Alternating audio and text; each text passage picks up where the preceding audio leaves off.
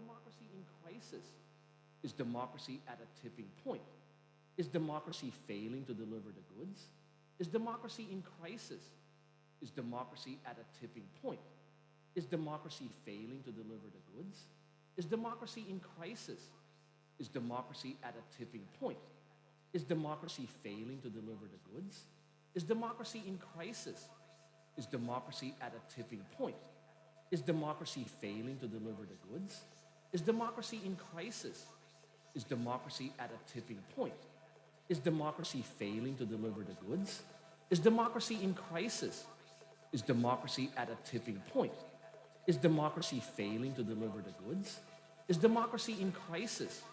Is democracy at a tipping point? Is democracy failing to deliver the goods? Is democracy in crisis? Is democracy at a tipping point? Is democracy failing to deliver the goods? Is democracy in crisis? Is democracy at a tipping point? Is democracy failing to deliver the goods? Is democracy in crisis? Is democracy at a tipping point? Is democracy failing to deliver the goods? Is democracy in crisis? Is democracy at a tipping point? Is democracy failing to deliver the goods? Is democracy in crisis? Is democracy at a tipping point? Let's look at voting, the cornerstone of American democracy, the unshakable principle that everyone should have an equal vote, even idiots. Are truly a threat to democracy itself. To democracy! He is threatening our democracy.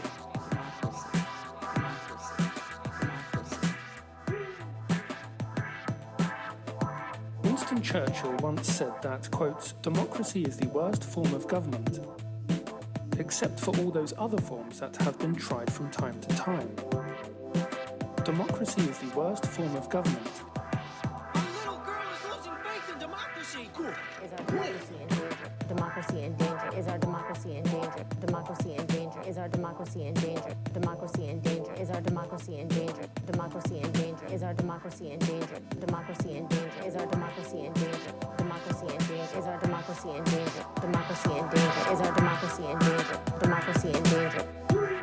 No man can tame a tiger into a kitten by stroking it. I believe the road of true democracy remains the better path.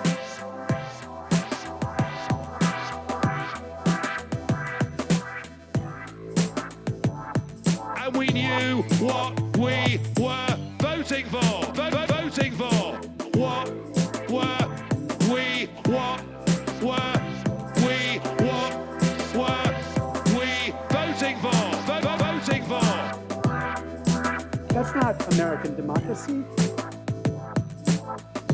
That is banana republic democracy. I don't care who does the electing, as long as I get to do the nominating. So what is democracy? There's something obviously wrong with those so-called democracies. Let's look at voting, the cornerstone of American democracy, the unshakable principle that everyone should have an equal vote, even idiots. Are truly a threat to democracy itself. To democracy! He is threatening our democracy. Democracy. Democracy. Democracy. Winston Churchill once said that, quote, democracy is the worst form of government, except for all those other forms that have been tried from time to time. Democracy is the worst form of government. A little girl is losing faith in democracy. Cool. Is our democracy in danger? Democracy in danger. Is our democracy in danger? Democracy in danger. Is our democracy in danger? Democracy in danger. Is our democracy in danger? Democracy in danger. Is our democracy in danger? Democracy in danger. Is our democracy in danger? Democracy in danger. Is our democracy in danger? Democracy in danger. Is our democracy in danger? Democracy in danger. No man can tame a tiger into a kitten by stroking it. I believe the road of true democracy remains the better path.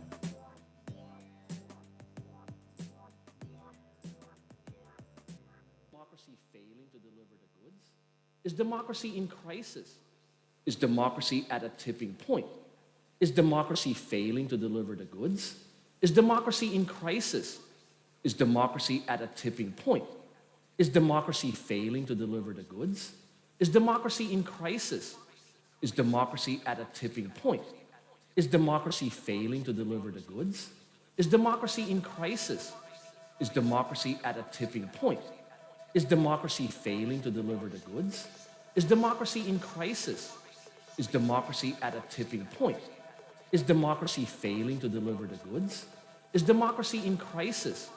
Is democracy at a tipping point? Is democracy failing to deliver the goods? Is democracy in crisis? Is democracy at a tipping point? Is democracy failing to deliver the goods? Is democracy in crisis? Is democracy at a tipping point? Is democracy failing to deliver the goods? Is democracy in crisis? Is democracy at a tipping point? Is democracy failing to deliver the goods? Is democracy in crisis? Is democracy at a tipping point? Is democracy failing to deliver the goods? Is democracy in crisis? Is democracy at a tipping point? Is democracy failing to deliver the goods? Is democracy in crisis? Is democracy at a tipping point? Let's look at voting, the cornerstone of American democracy, the unshakable principle that everyone should have an equal vote, even idiots. Are truly a threat to democracy itself. To democracy! He is threatening our democracy. Democracy. Democracy. Democracy. Winston Churchill once said that, quote, democracy is the worst form of government, except for all those other forms that have been tried from time to time. Democracy is the worst form of government. Our little girl is losing faith in democracy. Is our democracy in danger? Democracy in danger. Is our democracy in danger? Democracy in danger. Is our democracy in danger? Democracy in danger. Is our democracy in danger? Democracy in danger. Is our democracy in danger? Democracy in danger. Is our democracy in danger? Democracy in danger. Is our democracy in danger? Democracy in danger. Is our democracy in danger? Democracy in danger. No man can tame a tiger into a kitten by stroking it. I believe the road of true democracy remains the better path.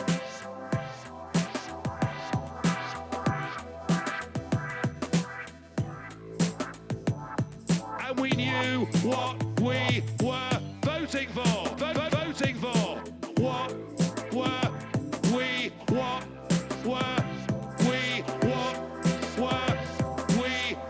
for? Voting for. That's not American democracy. That is banana republic democracy.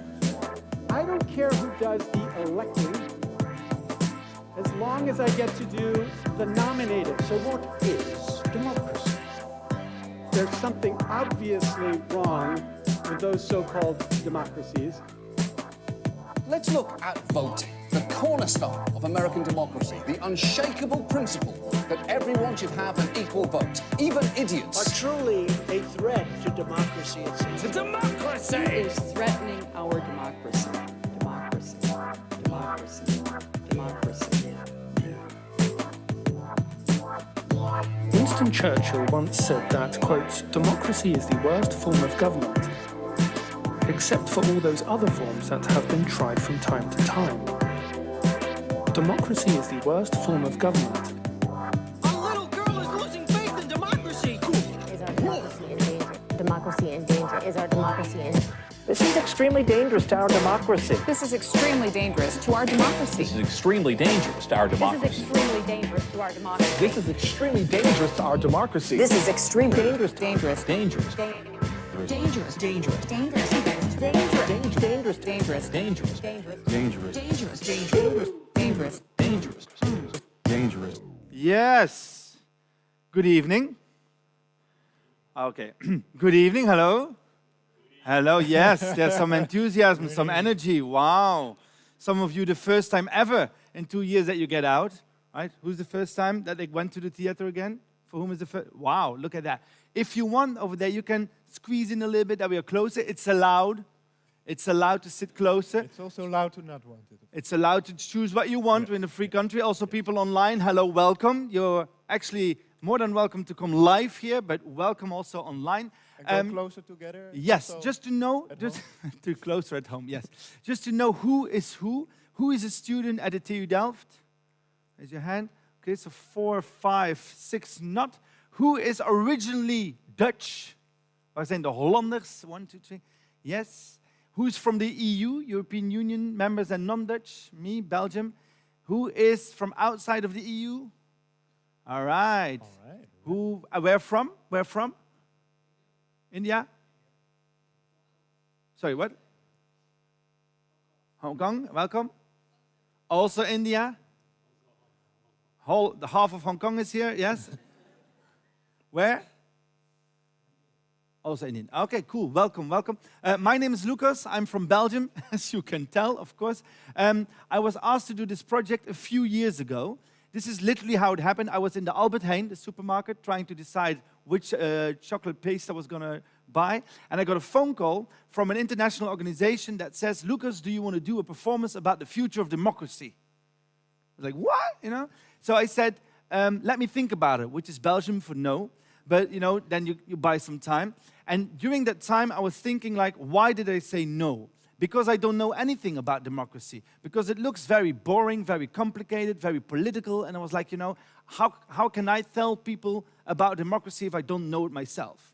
But then, when days passed, I was like, whoa, whoa, whoa, whoa. I don't have to know everything. I can learn by searching how it will go and get paid at the same time. This is business, you know. So I'm being taught, I'm being paid to teach and to learn. So I called them back. I said, yes, I'm going to do the project on one condition. I want to do it with one of my best friends. And he is here. Oh. This is Niels. Applausje for Niels. Yes. Thank you. Woo! Thank you. Thank you. Hi, I'm Niels. If I look a bit tired, that is because I just had a second child, so I haven't slept in 2.5 years. So that's why. No, but democracy. My mother used to say, if you can vote, you have to vote. It's a privilege, it's a right, you have to do it. So every time I can vote, I vote. But for me, that was democracy, voting. And now, through this project, I actually learned that it's much vaster and much more interesting than I ever thought. And also, these last couple of years, it's got more and more actual, more and more in the foreground. Democracy is in danger, apparently. I never knew what that then means, but I hope we get into that tonight. I also made the music. So, yeah, good that they know now that it yes. wasn't me. Okay, yes. We're looking so much forward. Now you know a little bit of who we are, a Belgian and a tired Dutch father. The question is, of course, who are you?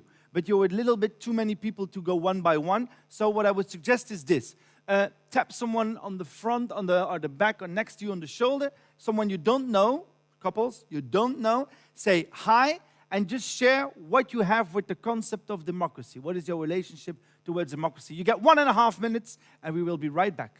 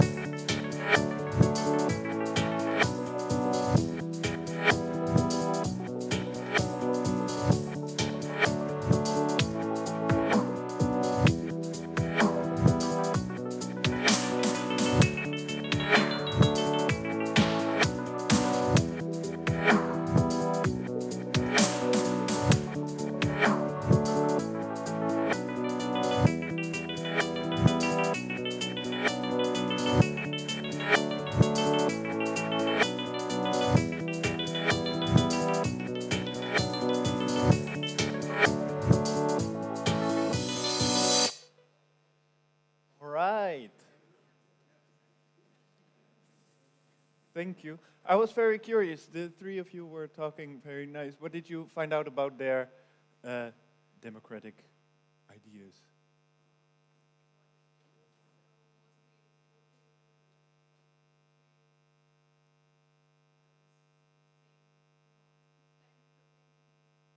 It's crippling. How come? Democracy is crippling in India.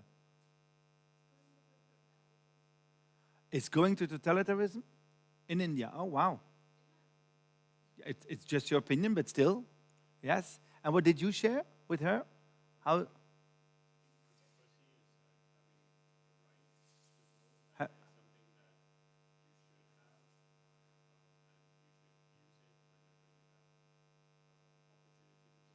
Oh, wow. So it's a right that you have to vote and you should use it whenever you can, when you have the opportunity? Okay, cool. And I was wondering, you two were also talking. What did you talk about? What did you get to know from the other one? No, not you two in the back, but you two here. Yes, yes, you. Yes.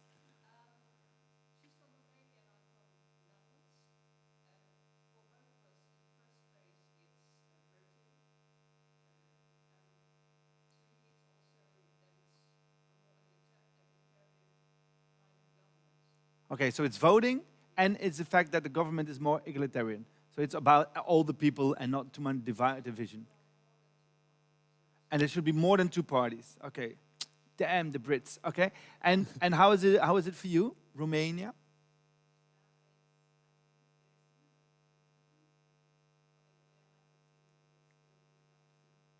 You're not a kingdom. It's way less costly. So we know with kings. They travel to Greece all the time and everything, yeah? So, but you do have the same system of a democracy, right? Parties and voting. You feel that way, that you have a chance to be represented? And then she rolled her eyes. Ugh, you want to go into that? Oh.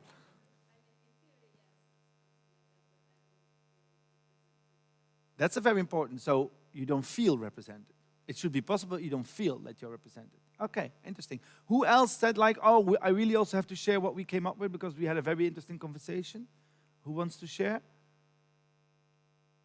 Yeah, you can, yeah.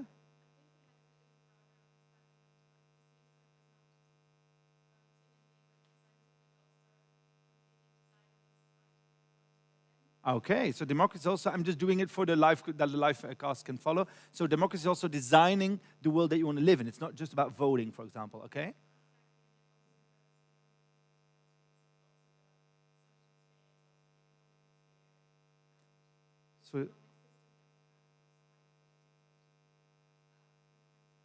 So first you say it's not only political, it's also societal and economical, and then you say economical is also a political system. So actually what you say is all the systems are political.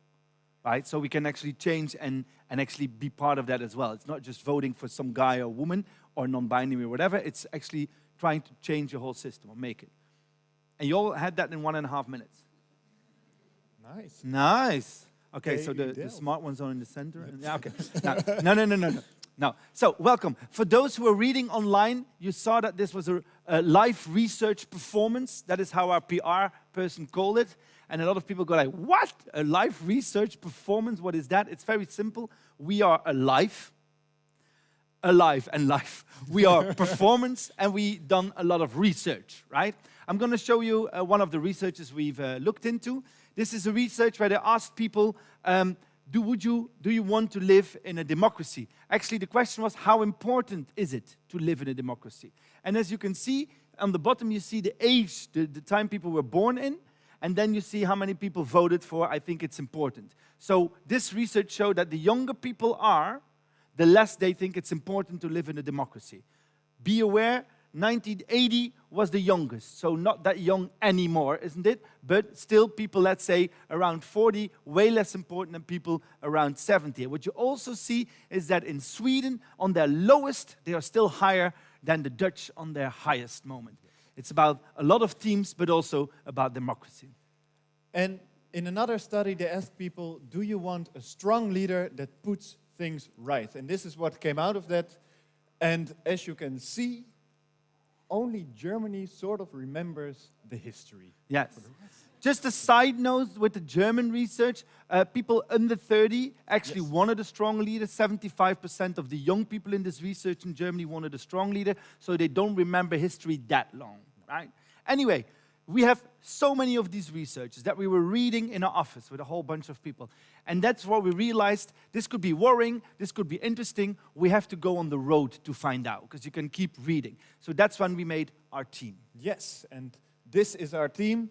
And as you can see, we are not all here, it's just the two of us, Yes. but that's because we work in different fields at the same time. Emma, for example, she made a couple of documentaries, short documentaries about some projects that are trying to renew democracy. You can watch them for free on our website. Yes, it's in English and for free. I repeat, no money.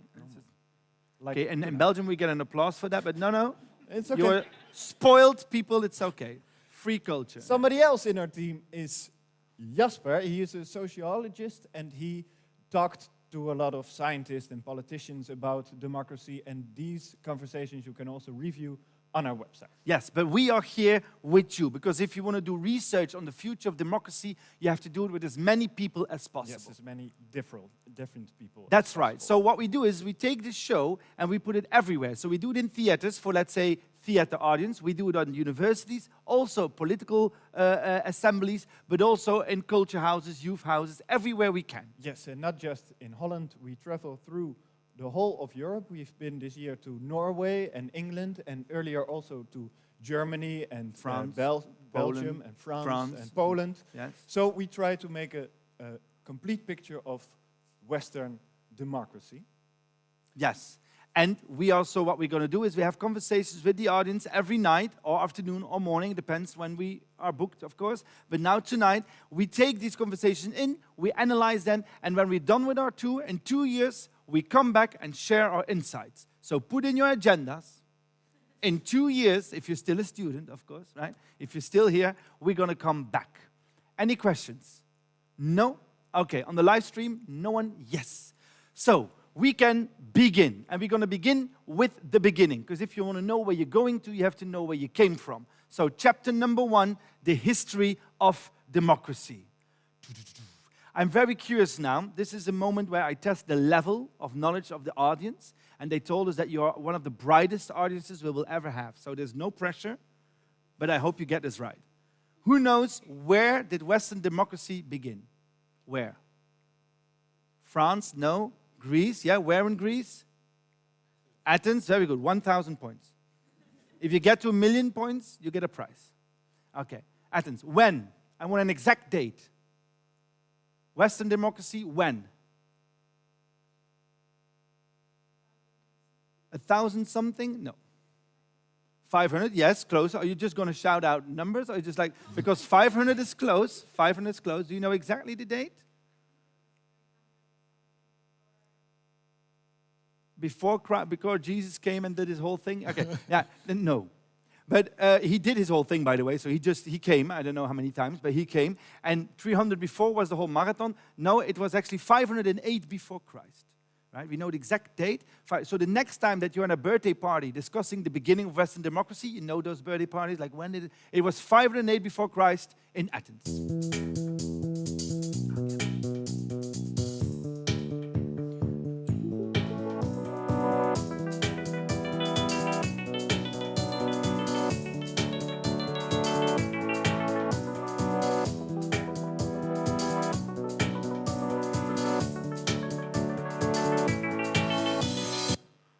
Demos means the people, kratos means power. Power to the people. That is what the Athens decided. Instead of just having 1 or 2 or 3 leaders, they decided everybody should have power. No, not everybody. Okay.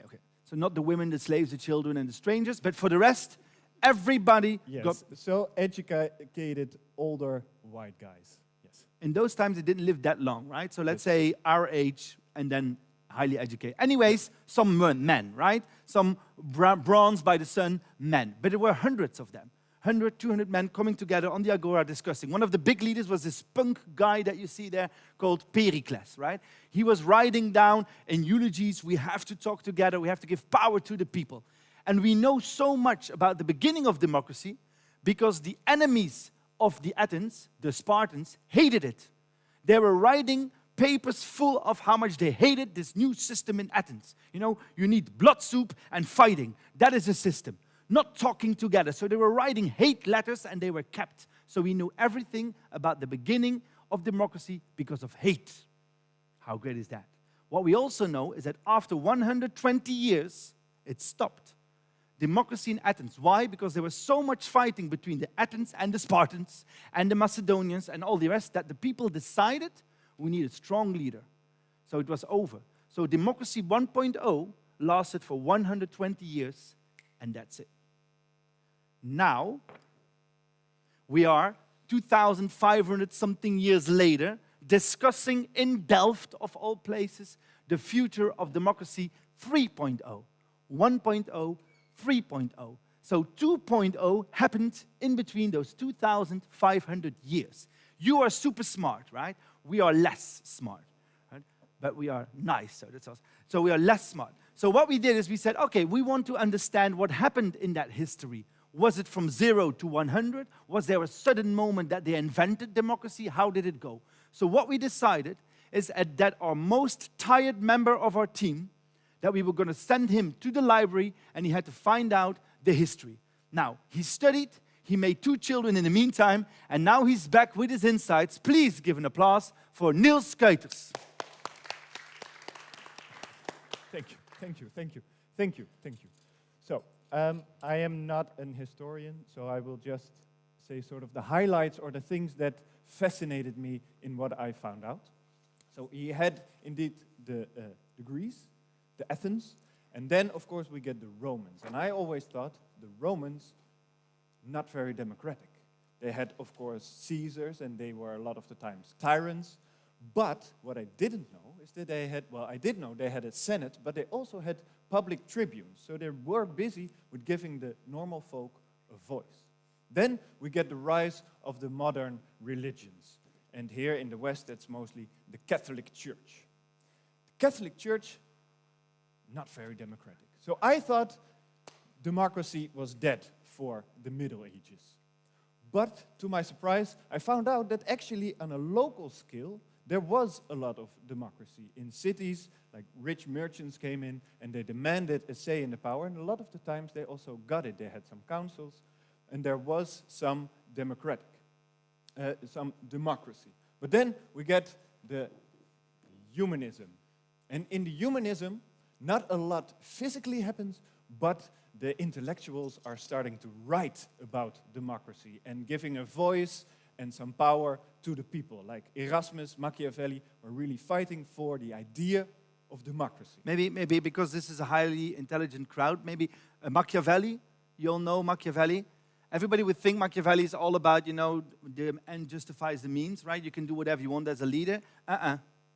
He never wrote that. Just to make clear, Machiavelli was a democracy renewer, an innovator. He wrote in his second book, he only wrote 2 books, one because he was fired and one because he was old, right? And his second book, he wrote down, as long as the people can control the power of the elite will never act in favor of the people.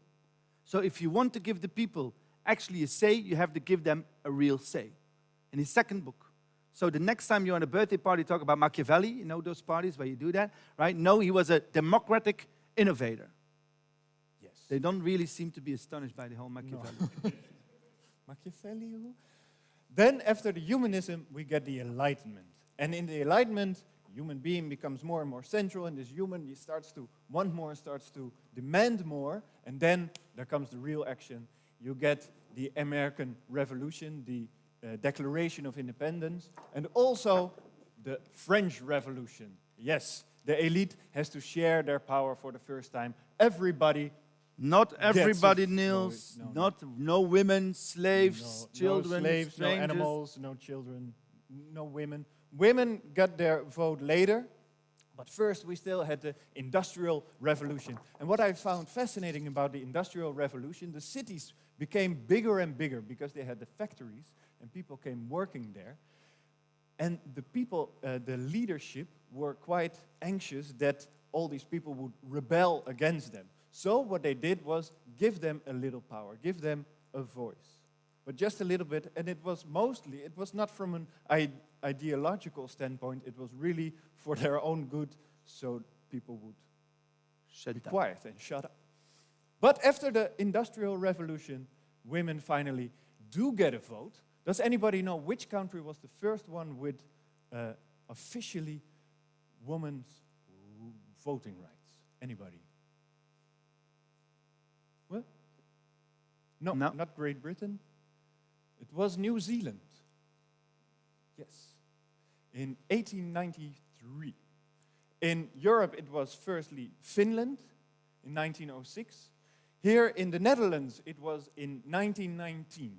So a little bit over 100 years now, which is nice, which is good, but it was still after Germany, Canada, Poland, Russia, Azerbaijan, yes, even Azerbaijan. What is funny, of course, is that for Holland, it was also the moment that everybody got voting rights. So women were just part of that whole package. Then, by the way, in Belgium it was 1948. Yes. We had other things to do in there. It was not the latest country. The Swiss were the last. Then, it was not a very good time for democracy in Europe because of Italy and Germany and other fascist states, but also, of course, because of communism. But even after the fall of the Berlin Wall, people were still fighting for freedom and democracy in Europe. Actually, till far into the 90s. Think of Yugoslavia.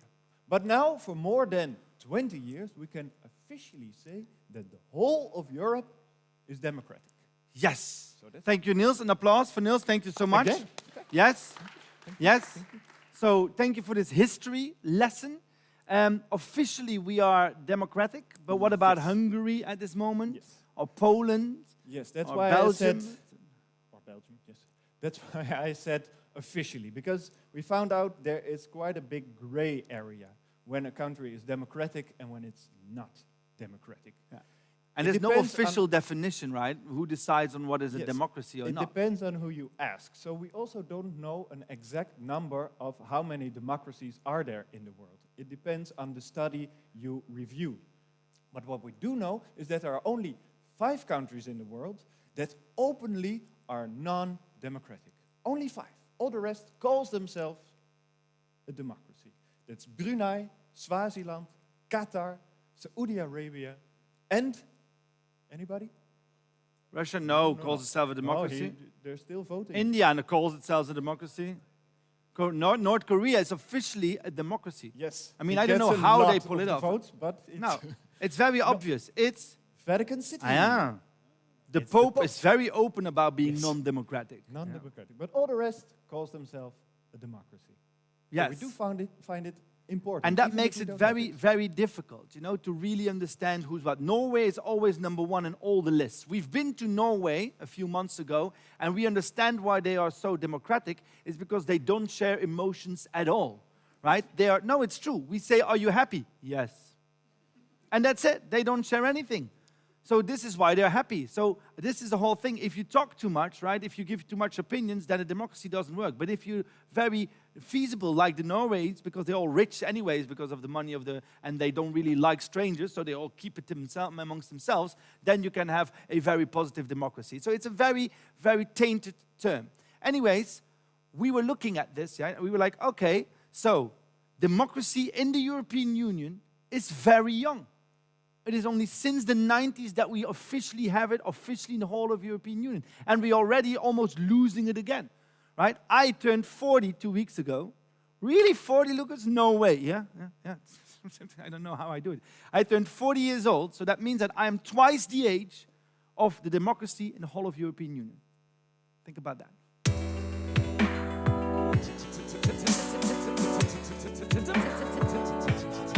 Democracy! Okay, I'm going to be honest. Some of you already know we lied, right? I mean, we told this story, and some of it is true. It's very, shortcut, but there's one big lie, and it's this.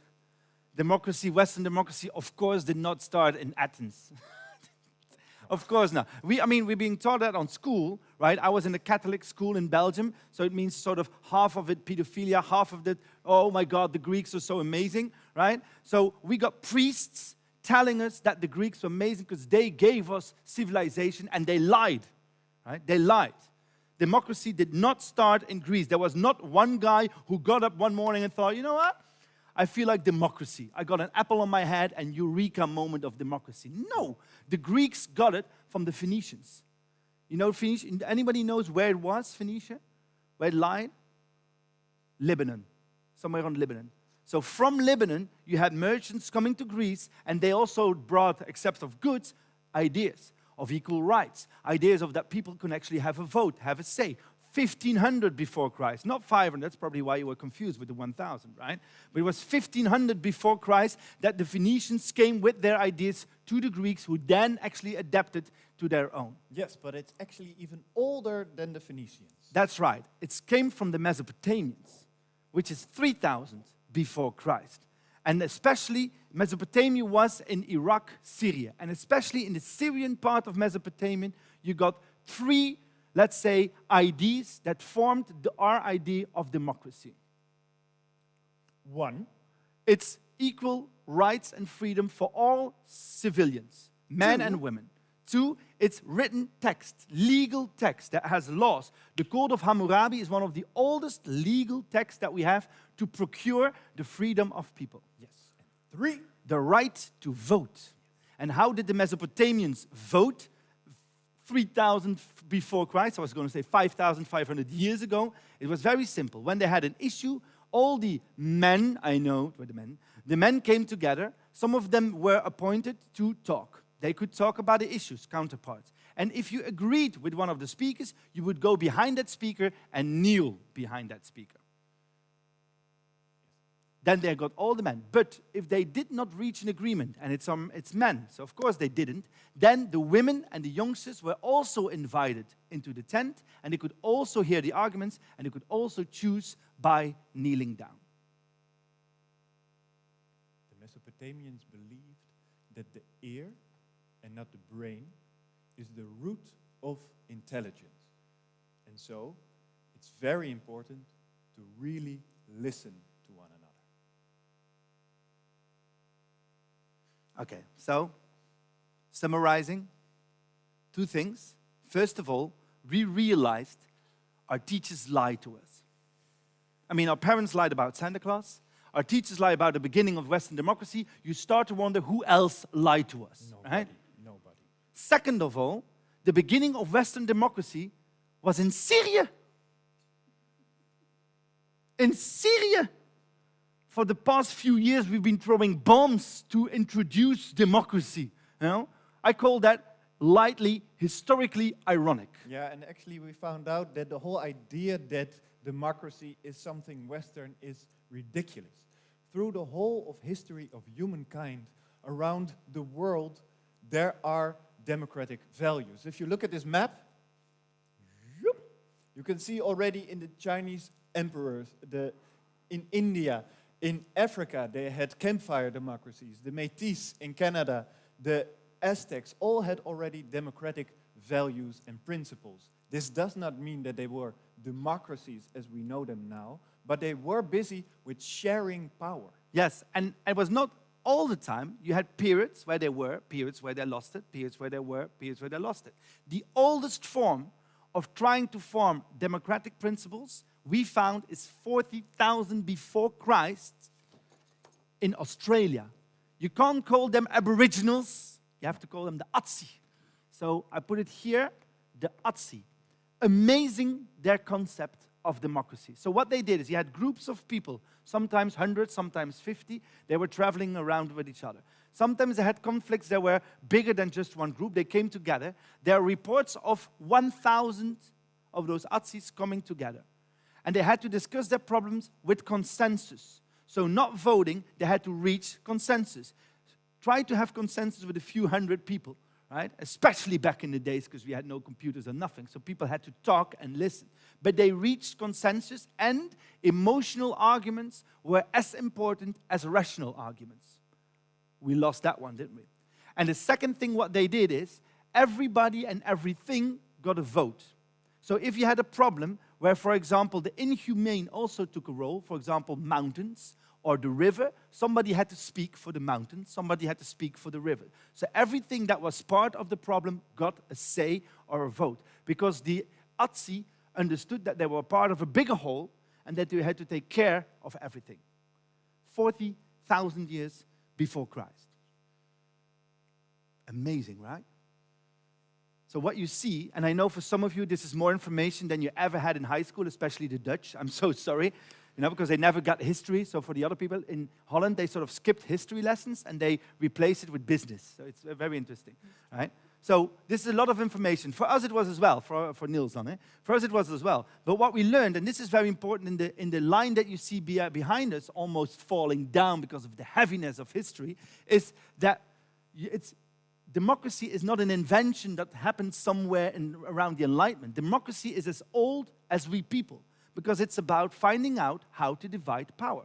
It's about finding out how to create your society. And what you see is, they had it, they lost it, they had it, they lost it. All over the world, civilizations had better ways of dealing with each other and worse. Sometimes a leader took over, or sometimes a different people took over, a family. Also pandemics, not very good for democracy continuation, or what you name it. And what you also see is that the now is very young. The democracy we have at this moment in the European Union is very, very young and very fragile. You see it crumbling a little bit down, and that means that we really have to talk about what is the essence of that democracy. What are the values that we want to keep? Or better, what democracy do we want?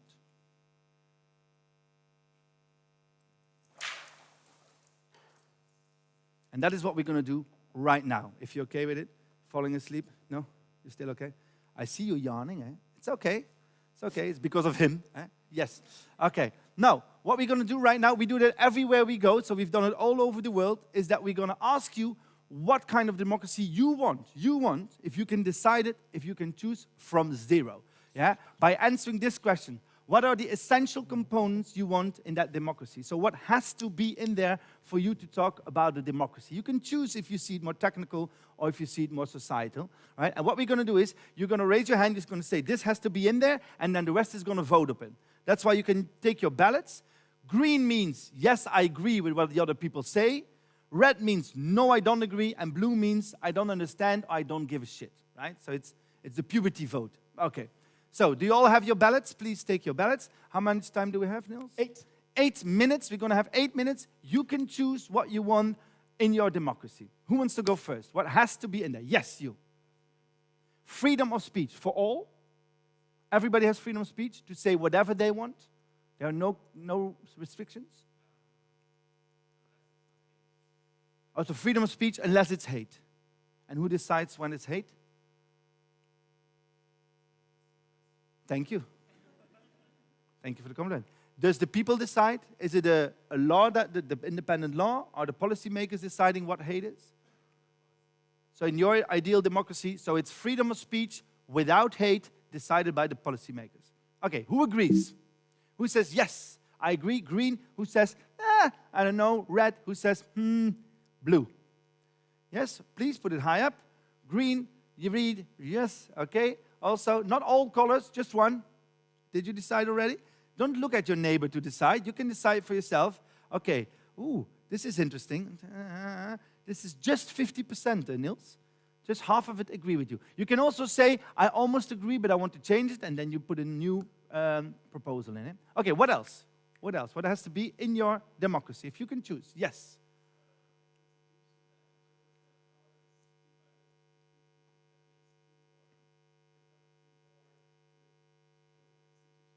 Okay, that's a long sentence. I will repeat. So, in the Constitution, that makes sure that power is divided by at least 2 or more in political institutions. So, not one political party or institution can have all the power, right? Okay, who says this is important? A Constitution that ensures that power is divided, right? Not by one person. Who says, yes, this is important? Green. Who says, I don't know, blue. Who says, I have no opinion about anything? Yes, red, blue, green. Put it up. Okay, this is, I'm waiting for the back. Red, and you can vote for your own thing, of course. Yes. When it's so 90%. decided by the people. Yeah, no, it's a constitution that makes sure that the power is divided. 90%, very good. What else? What else has to be in there? Yes. Sorry?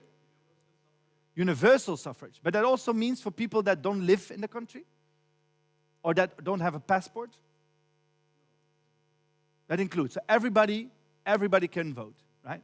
Universal suffrage, just everyone can vote. Who agrees? Who agrees that is important? Everyone can vote with or without a passport. Who says yes, important? Everybody can vote. Who says no? And who says, I don't know what voting is? Blue? Yes, red, blue. Yes. Okay. Some people are like, oh, but blue, but I do know what it is. Yes. Okay, 50%. Okay, very divided audience. What else, sir? Freedom to make mistakes. Let's elaborate on that one. How do you put that into law? Freedom to make mistakes. Is it a morality idea or is it like a law idea? You're free to make mistakes.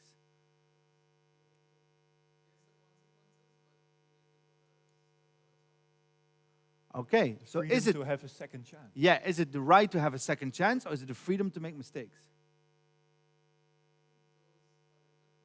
Oh, really? Tell that to my ex-girlfriend. Right? I made mistakes, got no second chance.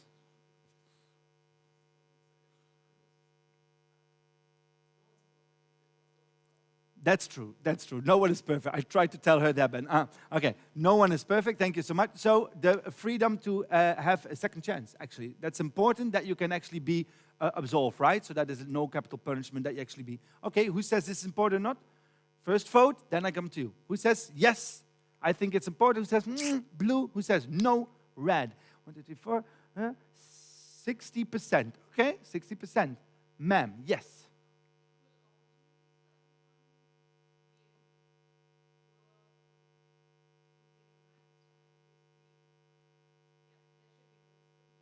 There should be no discrimination. There's a difference between no discrimination and equal opportunities. No discriminations mean that you don't discriminate. Equal opportunities, that you make sure that people be helped to, yes, because, yes, yeah.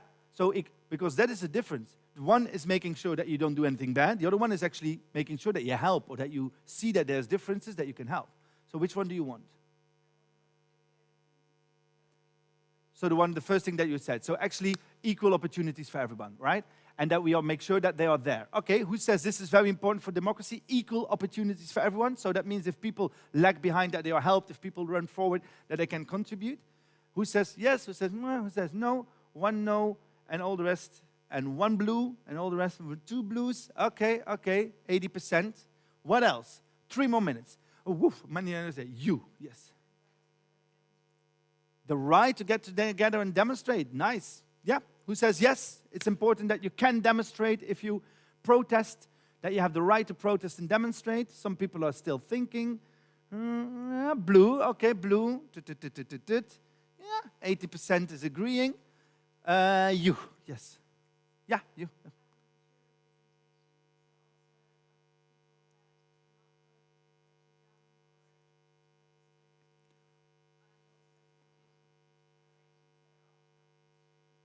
Okay, so future generations, children, people that are impossible to for example, get out of the house or that are disabled, and also inhumane or like nature and so on. Or, for example, did you know that in New Zealand, rivers have rights?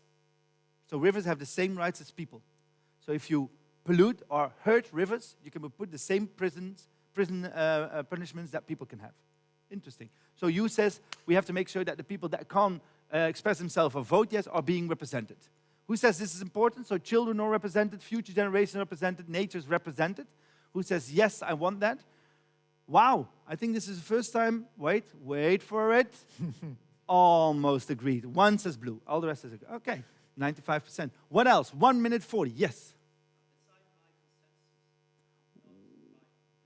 So not by voting, not by majority, but by consensus. Okay, who says that will be amazing for democracy? You have to decide by consensus, not by majority. So not the one who wins, but they have to always make sure they come out. So the Aboriginals, which are not called Aboriginals, but Atsi. Yes. No. Who wants green, blue? You're green for yourself. And you're the only one. No? Green? Yeah, you don't know? Yeah. Do you want to help? Yeah, no. And you? What do you say? Yeah? the blue one. So 2 people green and the rest says no. I think you have to have a conversation. Okay, good. What else? 55 seconds. You didn't say anything. You already said something. Yes, and I'll come to you. Yes. Okay, so independent journalism. Yeah, so you're free to write whatever you want and publish what you want. Yeah, okay, so freedom of press. Who says yes?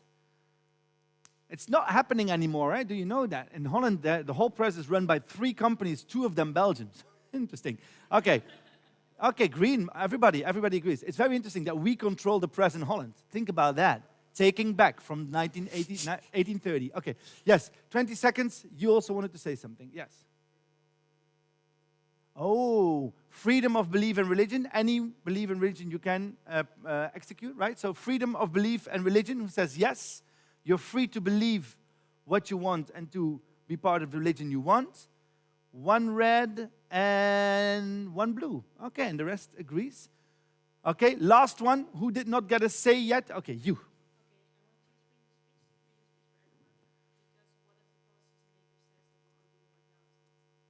Yes, that's the danger. That's the danger of that freedom of speech and that the politicians decide what hate is that they decide on everything to be hate, for example, whatever they want. But you want freedom for speech for everyone, but also everything? There's no moral framework. Of speech. Okay, let's vote on that. Who wants absolute freedom of speech? You can say whatever you want. Think about that one. This is our last vote. 4 greens, 5 with yourself. Okay. Okay. So, thank you so much, by the way. Thank you so much. So what we've done now is Niels put them all there. He's going to press a button like that.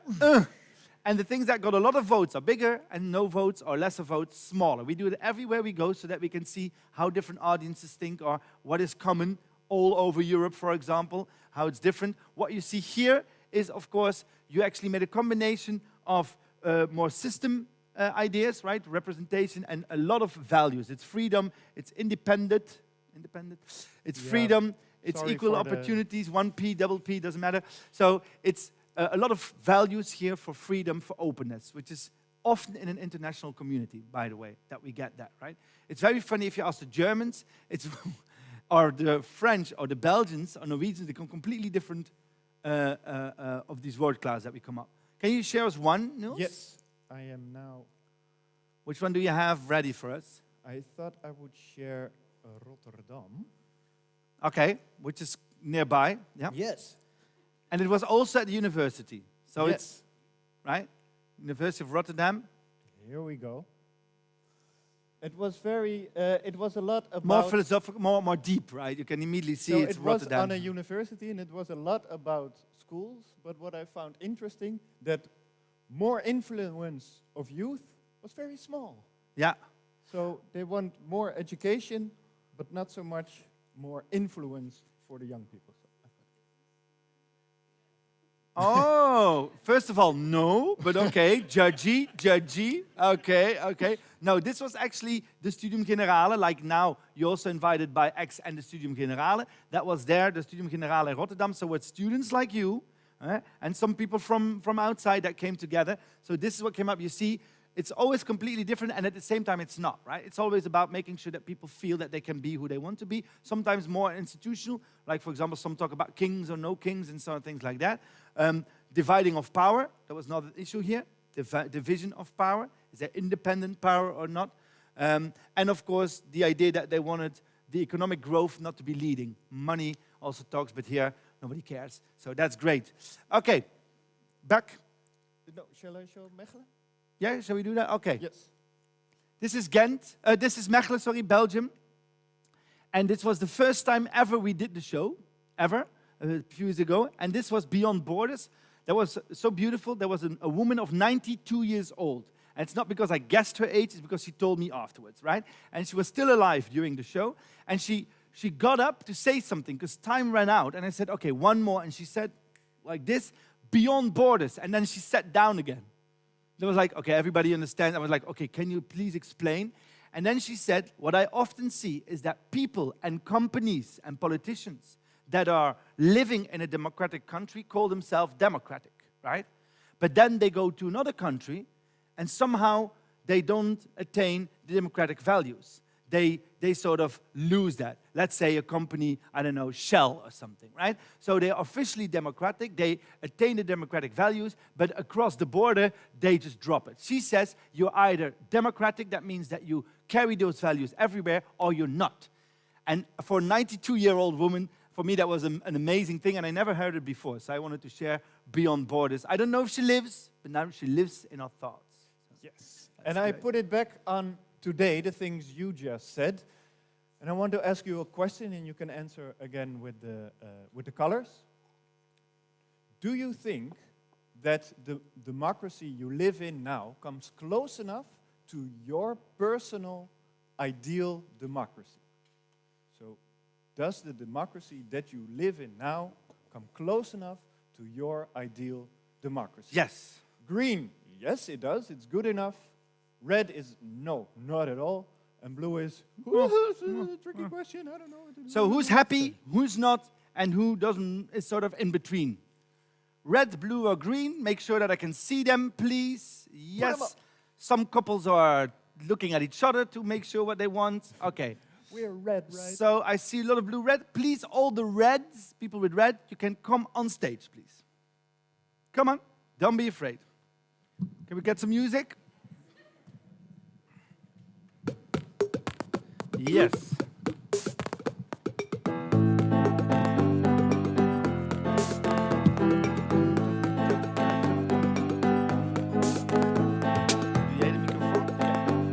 Come here.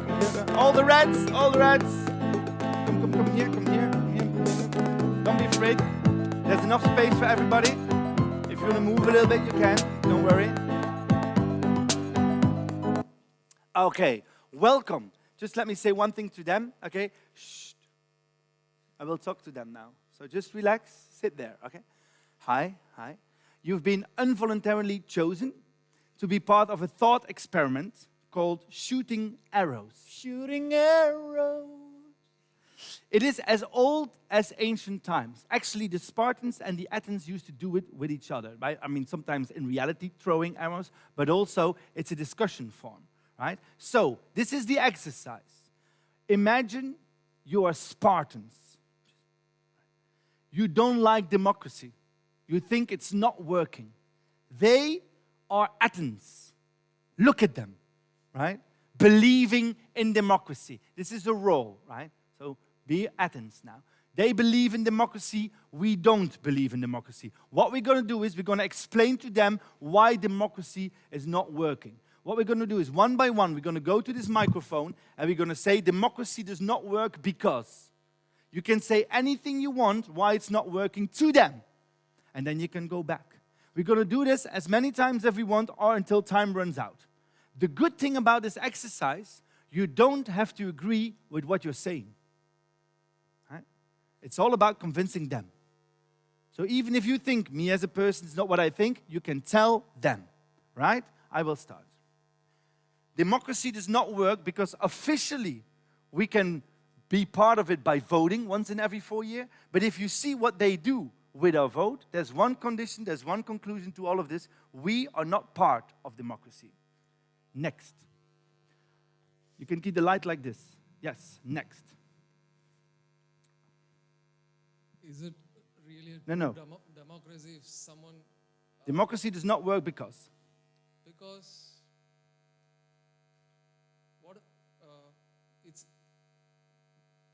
we are easily influential, like we are being easily influenced through starting from social media to all the advertisements, like even the small things.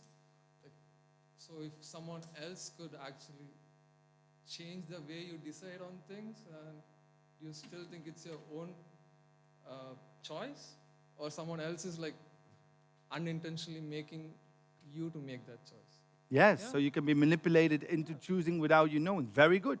Next one, democracy does not work because?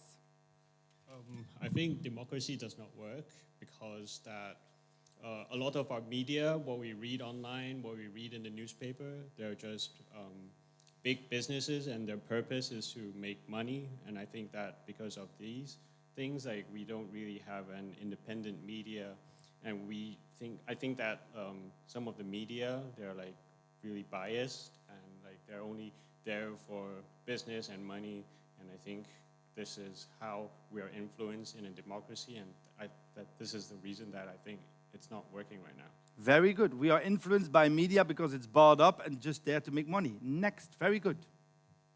Democracy does not work because look at the politics of Holland.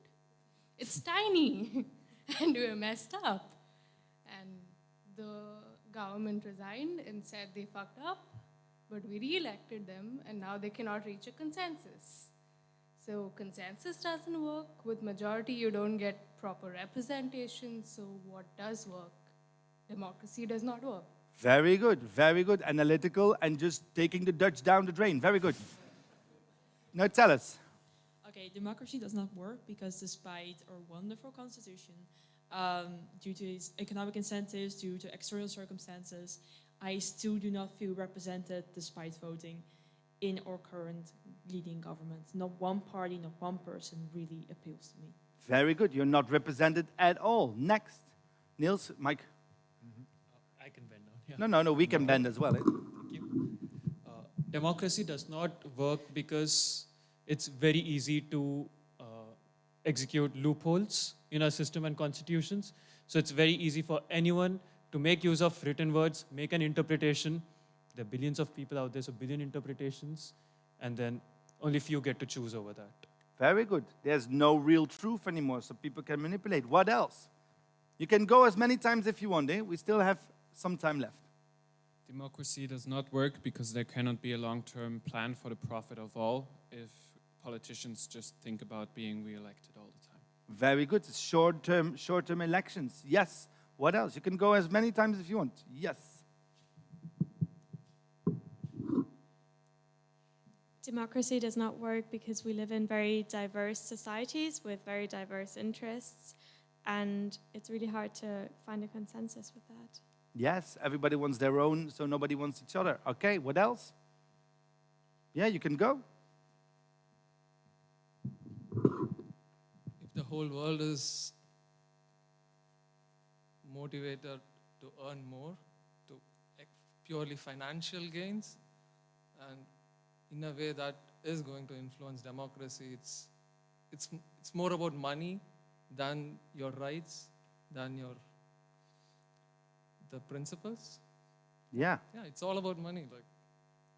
No, it's all about money. Yes, next. Democracy doesn't work because we live in a filter bubble, and if you search for one thing, your next 100 searches are on that. So you are being manipulated to the extent that you possibly can. Absolutely. Filter bubble. Love that one. Yes. Current democracy doesn't work because the system has become so indefinitely complex that to react to our ever-changing society has become impossible. Yes, current democracy. Right, It's last one. Last one. Who wants to go? Last one. Make it Don't be count. afraid. Yeah, you can go. Don't be afraid. Yeah. Yes, there you go. Democracy does not work because we are very difficult to make a decision on which aspect is important to us. Like when we looking back the measures to COVID, so how do we judge the restrictions and the economy? Absolutely. So we only take care of ourselves, best interest. We are selfish, lazy people. Very good. Thank you, Spartans. Stay here, stay here. Now, this is your moment to... Shh. Okay. Athens. You've heard them all. Does anybody want to react? Just put your hand up. I will come to you with the microphone. Who wants to react?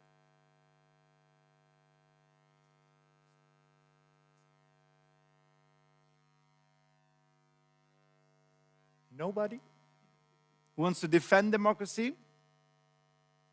Who wants to... Who would like to go to the Spartan side? Who You wants can still to go. share his doubts? Or?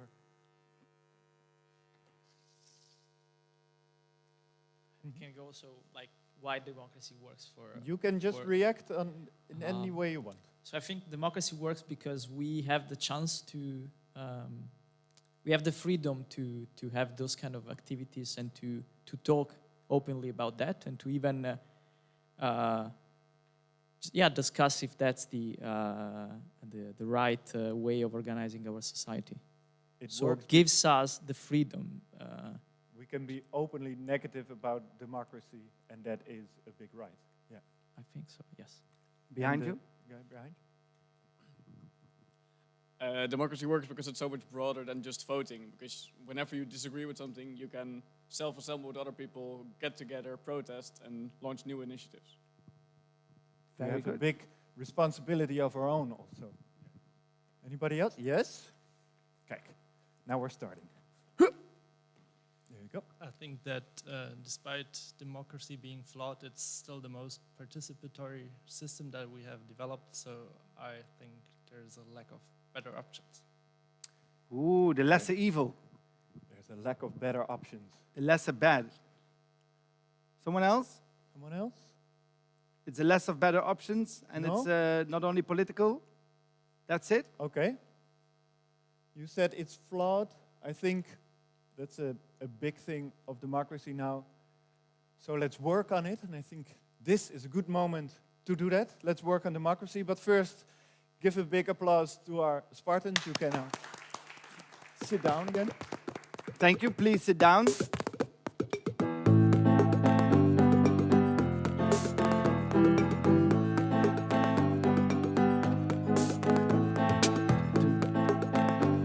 You don't have to sit on the same spot, eh? You can also spice it up.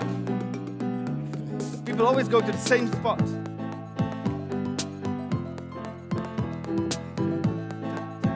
Yes, this is adventurous. Very good. Okay. So, you still okay?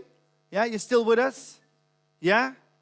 If you want to leave, you can. It's a democracy. Huh? No, that's not true. You cannot. No. Okay, so what we want to do now in the show, because look, if this was just a postmodern show, then we would say, it's all relative, we don't know the truth, and do something ironic. Eh? This is how most of the Dutch theater worked for the past 20 years. We just say, we don't know the truth, and that's it. But luckily, we are not postmodern, we are meta-modern. That means that we're also looking for answers without knowing them, right? So what we're going to do now, for your inspiration, is give you some concrete ideas and examples of how we can actually amp up our democracy, how we can make it better. And where did we get our ideas? We got it from a platform called Participedia, and this is the website. This is a very nice platform. It was invented by 20 universities worldwide. Now it's run by almost 40 universities. And what it does, it actually tries to map all the projects that are busy with democracy or renewing democracy. And as you can see on the map, all over the world, people are busy with bettering. Even in the middle of the ocean, people are reinventing democracy. Yes. You can see it, it's on the website. And there are more than 2,000 projects on there now. And what I like about this platform is that it does not just put it on the map, but they also really look at what works and what does not work. Yeah, they follow the initiatives and they see if they have any impact or not, and they report on that. So it's a living, continuum platform for democracy innovation. Now, 2,550 examples is a little bit too much to tell you, even though you're very highly intelligent. So what we did is we looked to all of them and we said, can we categorize them, let's say, into 6 categories? And we did. Look, these are our 6 categories, and in all these categories you see innovations happening. What we want to do now, as a present from us to you, merely to inspire you, we don't say it's the truth, but to inspire you, is give you, with each category, 2 examples. Why 2? Because one would say that there's a truth and there's no truth, right? But more than 2 is just too much, let's be honest, right? In Belgium, we do 5 per category, but let's put it on the Dutch level, so 2 for each category. Yes? So I hope you get inspired. If you have no inspiration by the end, you can ask your money back. Right? Was this a free show? Yes? Okay. Okay, there we go. Niels. Yes. And I want to start with the category better reflection. We are supposed to be represented in our political bodies. Now, a lot of the time, not everybody feels represented. how can we solve this? It's already been said a couple of times. One example of how to solve it is vote for a woman. We had it already in Holland for a couple of years now, and it works very well. It's actually quite simple. If you want better representation, then vote for somebody you want to see in parliament or in a political body. How it works is you look at the polls, you choose a party you want to vote on, you look at the polls. If the polls say like it will be stuck at five people get in, then choose the woman, for example, the woman. At 7, we give her a lot of votes, and she can flip maybe a white older man that is on position 5 and get into this political body. Of course, you can do it for a woman, but you can also do it for a non-binary person or minority, somebody of color. You want to see represented more in our political bodies. And a lot of people think that you need a lot of votes to do that, but it's not true. No. You only need a few thousand votes, especially if you go to vote now with the city council. With a few thousand votes, boom, you're in, right? Most people still vote on the first person of the party. So the preferred vote is really, it's powerful. Yeah. There's a whole power in where you put your vote, not just on the party. And they did a campaign for Vote for Women and actually helped. More women are voted into parliament by just saying to other people, if you want a woman voted in, don't all vote for the number 1 woman. Just choose someone lower and then they will swap or change all the men. Not that we have anything against all the white men, right? It's just that there are a lot of them. So that's the whole thing. Yes, my second example is selection by lot. And it happens already a lot, especially on local places, also in Holland, but I want to share it with one example in Belgium. Maybe, do you know what selection by lot is? Who doesn't? You can say, okay. Okay, I'm going to explain it. Yeah. And I'm going to explain it with the example in Belgium. What they did there, they have a parliament, it's on a high level, and what they did is they have 25 professional politicians and 24 selected by lot citizens. And what they did is they have algorithm, and these people are selected by lot. So like randomly. Like a lot from a lottery. Yeah, so random you get a letter and it says, do you want to be in parliament? And what they make sure is that they have all kinds of people from all of classes, all of levels. So it's like, Lucas, yeah, do you want to be in parliament? And I can say yes or no, right? But they make sure that the algorithms make sure that they are from all different kinds of people, 24 selected in the parliament. It's one of our 9 parliaments, by the way. In Belgium, we have more parliaments than people, but still, one of the 9 parliaments. But they have 24, 25 people selected next to the politicians. Yes, and it's working very well. They get paid. They get a mandate for 1.5 years. And what is nice is that the politicians get a greater respect for the citizens, because citizens actually have a lot of ideas. And these citizens also get more respect for the politicians, because doing politics is not just easy. It's not just ideals. It's also compromise. And so the respect both ways heightens. Yeah, and what you see now a lot is that actually a lot of local governments are choosing selection by lot to be in the city council or to be running a neighborhood. So it's just people being randomly selected and being trained and helped to also make decisions. Yeah? Okay. Second category, between people. The idea that we people are not as stupid as we sometimes look, right? So we can also do things. My first example is coming from the beautiful Sweden, and it's called dialogue circles. How does it work? Very simple. You have a problem. One of the examples was a city in Sweden had a very bad daycare system. Everybody was complaining the daycare is not fair, not equal, and so on and so on. So they went to the city council, and the city council said, let's do a dialogue circle. You get a little bit of money to hire a mediator, and the mediator will select people that are representative for the problem, but make sure that they are from all kinds. For example, this was the group that had to discuss the daycare system in that little city. Right? Then for the first 3 meetings, they don't talk about the problem, they first get to know each other. Right? So what is your culture? How do you see children in daycare? How is it for you? And then they have 3 meetings to come up with a new system. So these people came with a new daycare system that was implied by the city council, that worked so well that now Sweden, different cities in Sweden are taking it over, run by people. And now you can think, oh, it's just a few people. Look at what's the difference. In Sweden, 1.5 of the adults, so 50% of the adults, are in one or more dialogue circles. So it's a constant concept of being part of and then you can have dialogue circles with effective power or with advisory power. You can choose how it works, right? What you see, by the way, between people is that more and more cities are trying to implement participatory projects. For example, in Amsterdam, now 20% of the budget that goes to neighborhoods is now being given to the neighborhoods themselves, and people can actually run their own budgets. Of course, it's still very in the beginnings of it. There's a lot of things to say about it, but the idea is that you get more rights. Another thing is the right to challenge. Who has heard of that? The right to challenge? It's an official right in Holland, so please be a man. Also, if you're an expert, you have, as a civilian in Holland, the right to challenge your government that you can do better what they do. So, for example, they're cutting the green in your park. You can say, they do a bad job, I can do it better. If you stay within the budget allocated, they have to give it to you. It's official by law. People sometimes don't know it. A lot of cities try to make sure that it's very difficult to have your right, but it's called the right to challenge. It's an official right, right? My second universal example is called nuance through visualization. All right, I came up with a title. What you see here is a Taiwan case. What's happened in Taiwan at a certain moment, the government wanted to have a new law that you can buy alcohol online. And they did a referendum, and 50% of the people said yes, and 50% said no. And it stayed like that for a year, right? They tried the same thing in Holland. Then you ask people yes or no. I think in England there was something with leave or remain. I don't remember. But the whole thing was you have just two possibilities. What happens, right?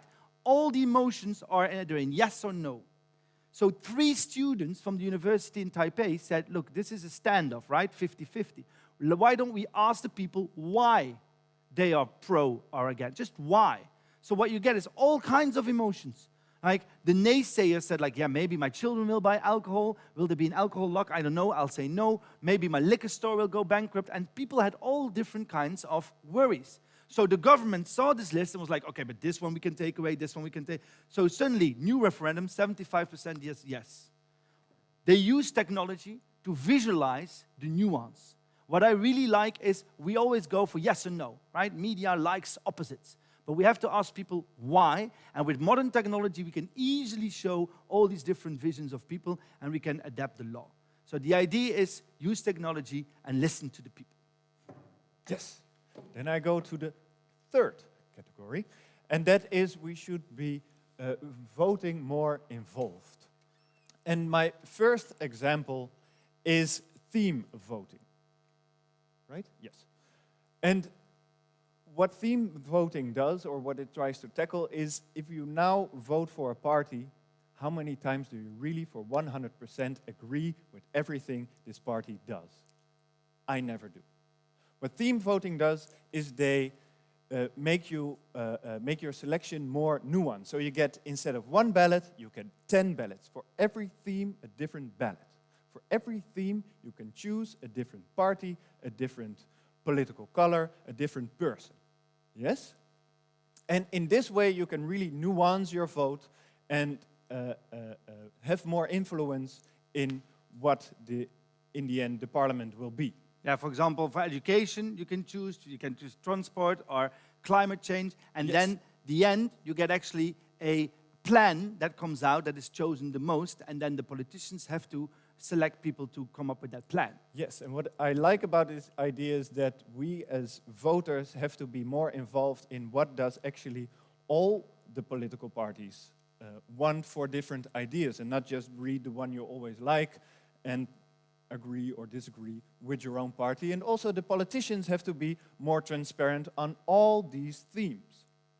So it's a win-win. It's not there yet. It's very in the beginning. It doesn't exist yet. It doesn't exist yet really in the practical, but it's coming. My second example is liquid democracy, and I can best show it to you as an example. For example, you're walking on the street, you get a message on your phone. Bleep! In 2 weeks, there will be a voting on whether or not there will be a parking garage in your neighborhood. Do you want to participate in this voting? Yes or no? Do you say, no, I don't want to participate in this voting. I don't care if there's a parking garage. So you say no. Then you can choose a representative who gets your vote and who can give that vote. If you choose, yes, I do care because I have a car or I have kids who are playing there, then you choose yes, you get some background information, you can read about it, and 2 weeks later, you can make your vote either on your phone or, if you don't have a phone, physically there. So what Liquid Democracy is trying to do, it's trying to build a bridge between direct democracy and representative democracy. It's already used a lot in businesses. There are now some trials in Sweden, I think. Yes, Stockholm. In Sweden, of course. In Sweden. DemoX is called the party. They do it like this. And it's, I think it's going to be very helpful in local politics. Yeah, so the idea is in local politics you have so many different things that you can actually get different kinds of group of people because nobody wants to vote about everything. So you can choose, this is interesting for me or not. True technology. We are halfway. Who's already a little bit inspired? No one? Okay, let's change positions to make sure that they keep it fresh. Okay, so I will go with number 4 category is the fundamentals of our time. We can also change the fundamentals. First example, very simple, the Universal Declaration of Human Rights. Ooh, don't touch it. Please do. Please do. It's 70 years old, right? First of all, it's written by white people.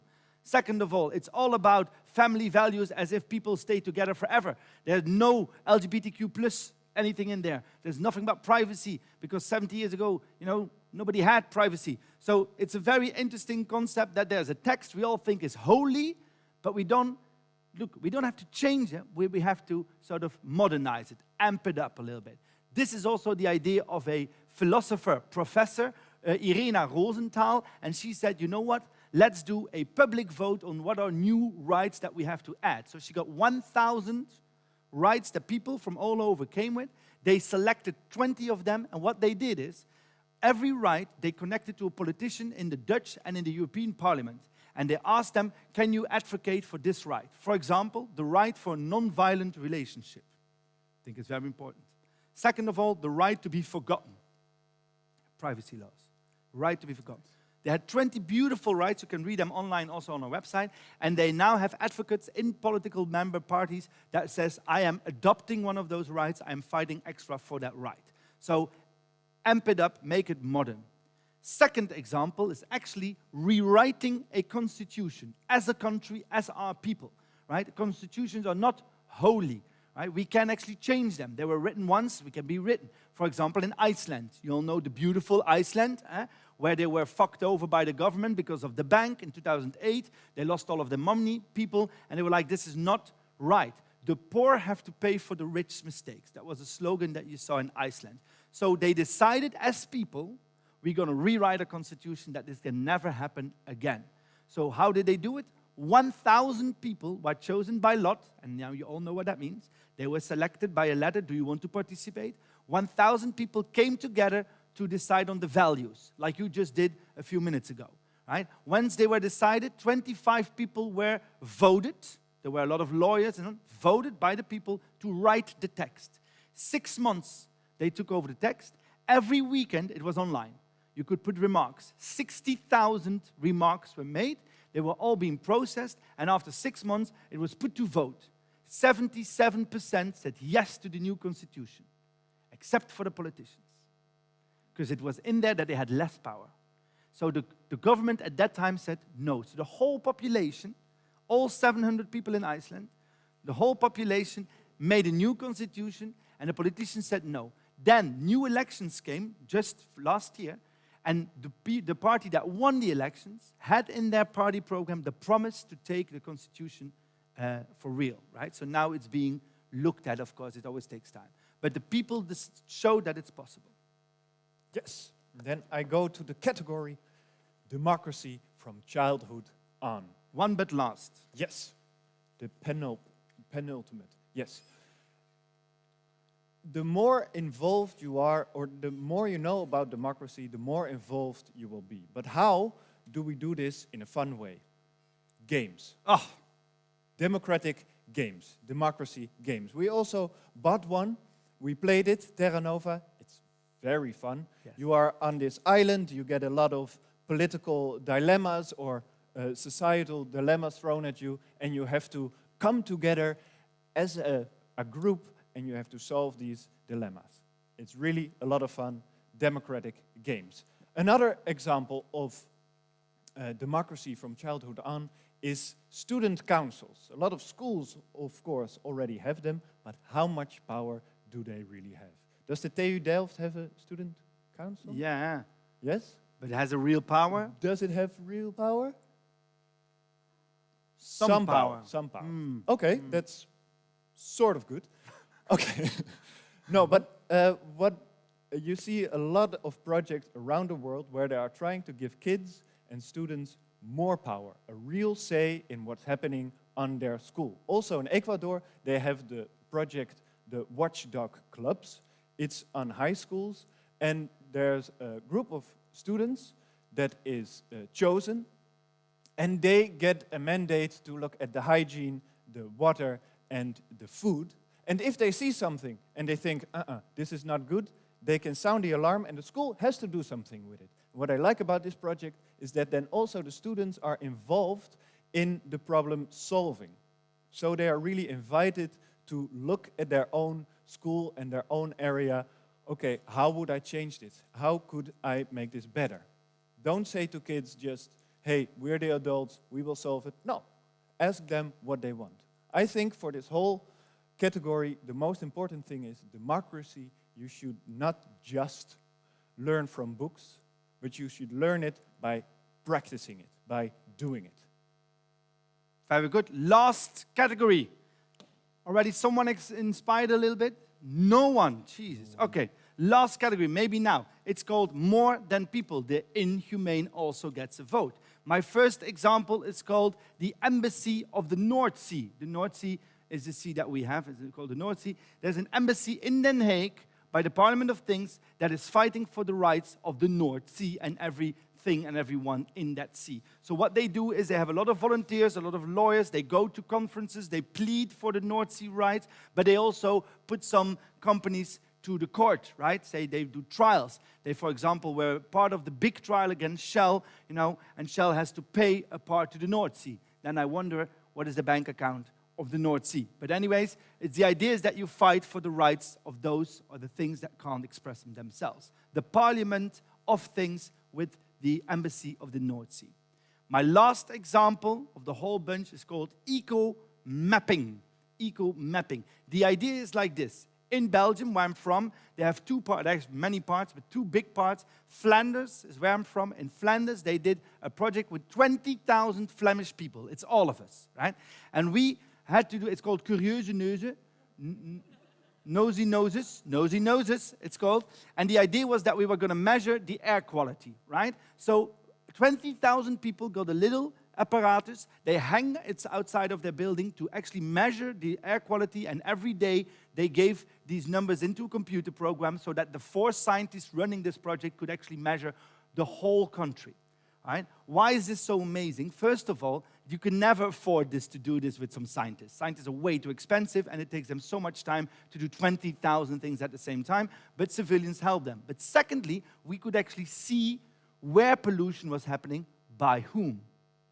So governments, companies who were polluting but always got away with it, were now being taken to trial. Now, the smart people of you are constantly looking at this map and thinking, Lucas, this is not Belgium, it's India, right?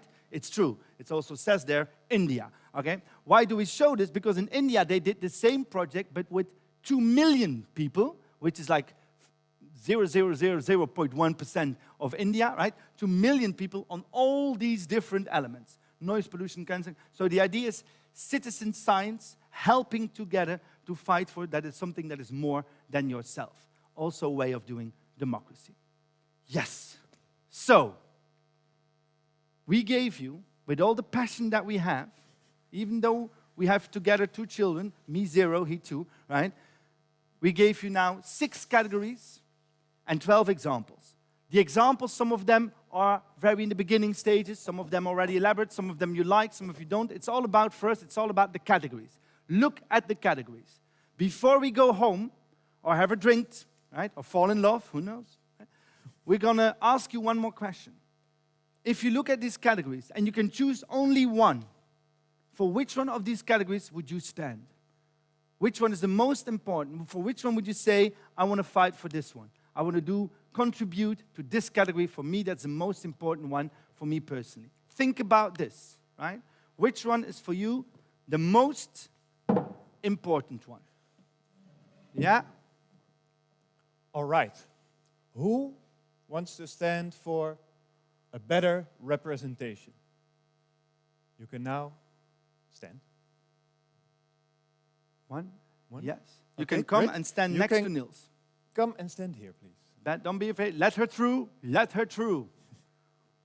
I feel like I'm in the medieval times. Very good. You can come and stand there. Yes, come here. Who wants to stand for between people? Who says, no, this is for me the most important? Can stand on my left side here.